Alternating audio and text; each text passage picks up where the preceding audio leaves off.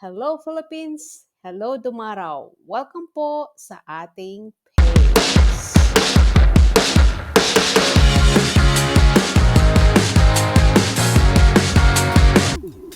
Samahan niyo kami at bibisitahin natin ang lugar na kung saan kami pinanganak.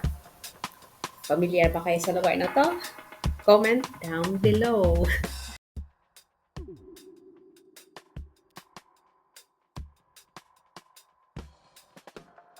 Hirap ng buhay o ng kalsada noong unang panahon. Kahit sabihin mo, masarap mamuhay dito, pero pag malayo ka sa kalsada, napakahirap po, lalo na pag umuulan. Lalo na pupunta ka ng bayan, walang kalsada.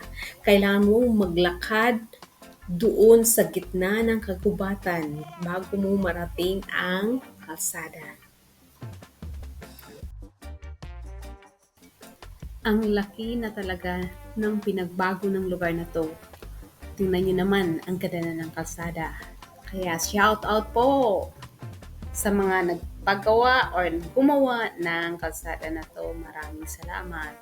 Alam ko malaki ang naitulong ng kalsada na ito sa mga tao ditong nakatira.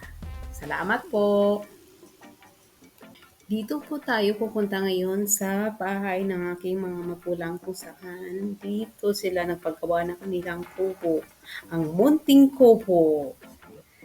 Ito pala kaarawan ngayon ng aking mama at may kaunting handaan para sa mga apo at sa mga anak para magsalo-salo or mag-meet up. Kasi yung iba kong mga kapatid hindi pa nakarating dito. Ito po yung handa. Pasensya na. Medyo alam niyo naman, kulang pa sa handa. Hayaan niyo po pag magkaluwag, damihan po natin yung handa natin para lahat naman ay makapunta.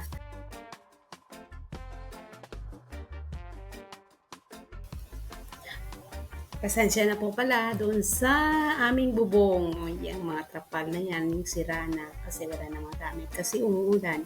So ito ay pansamantalang nilagay dyan para hindi naman mabasa yung mga bisita natin. Kasi pag nasa loob ng bahay, maliit lang yung kubo, so hindi po tayo magkakasya doon.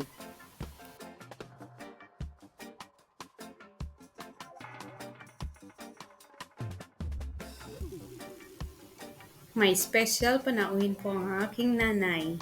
Ito ay si Soon Nilin, yung inaanak po ng aking mama simula nung siya ay maliit pa lang, nung doon pa kami nakatira or dito pa kami nakatira.